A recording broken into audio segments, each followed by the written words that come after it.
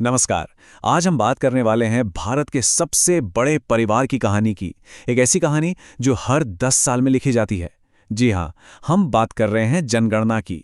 लेकिन रुकिए, इसे सिर्फ एक सरकारी काम मत समझिए। ये तो हमारे देश की, हमारे विशाल परिवार की अपनी गाथा है। अच्छा, एक पल के लिए सोचिए। जब आप अपने घर के लिए कोई भी प्लानिंग करते हैं तो सबसे पहले क्या करते हैं? बच्चों की पढ़ाई का क्या होगा? घर में बड़ों की सेहत का कैसे ध्यान रखना है? इन सब सवालों के जवाब के लिए आपको अपने परिवार के हर सदस्य को जानना पड़ता है, उनकी जरूरतों को समझना पड़ता है ना? ठीक यही काम हमारा देश भी करता है। जैसे एक घर का बजट परिवार के लोगों की जरूरतों को देखकर बनता है, वैसे ही देश का बजट हम सब यानी नागरिकों की जरूरतों पर तय होता है। और इन करोड़ों लोगों की जरूरतों को जानने का सबसे पक्का तरीका वो है जनगणना।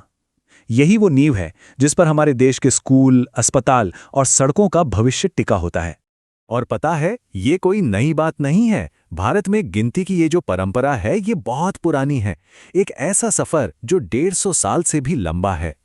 तो इसकी कहानी शुरू हुई थी 1872 में, जब पहली बार भारत में लोगों को गिनने की कोशिश की गई। लेकिन जो असली एक साथ पूरे देश की जनगणना का सिलसिला शुरू हुआ, वो था साल 1881। और तब से लेकर आज तक ये लगभग बिना रुके चली आ रही है।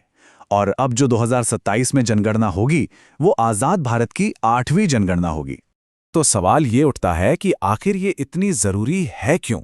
देखिए, ये सिर्फ नंबरों का खेल नहीं है। ये तो देश की धड़कन को समझने की एक कोशिश है। इसका असली मकसद सिर्फ गिनती करना बिल्कुल नहीं है।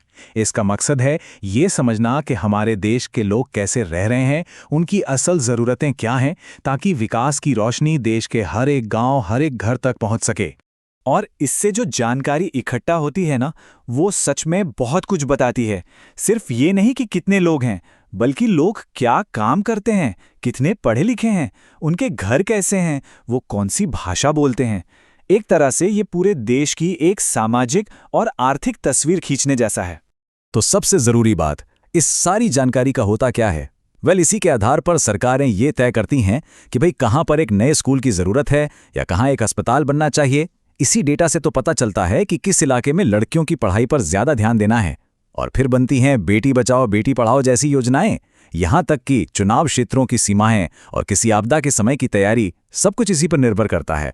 ये 150 साल पुरानी परंपरा अब एक बिल्कुल नए दौर में कदम रख रही है।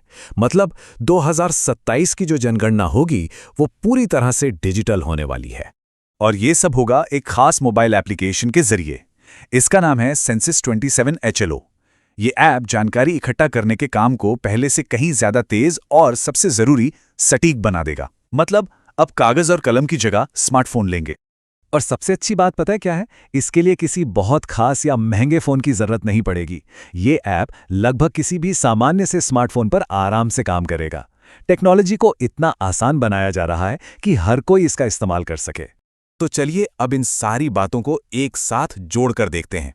ये कहानी शुरू होती है आपके अपने घर से और पूरे देश के भविष्य को एक आकार देती है। ये आंकड़ों का एक ऐसा सफर है जिसका असर हम सब पर पड़ता है।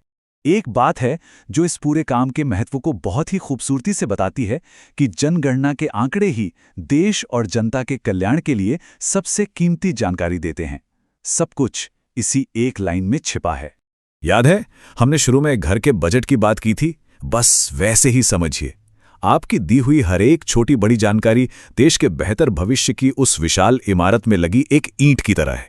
जब करोड़ों लोग अपनी अपनी जानकारी की ये ईंट जोड़ते हैं, तब जाकर एक मजबूत देश की नींव बनती है। तो अगली बार जब जनगणना करने वाला कोई आपके दरवाजे पर आए और आपसे कोई सवाल पूछे, तो याद रखिएगा, ये सिर्फ एक जवाब नहीं होगा। ये हमारे देश के भविष्य की कहानी में लिखा गया आपका एक शब्द होगा।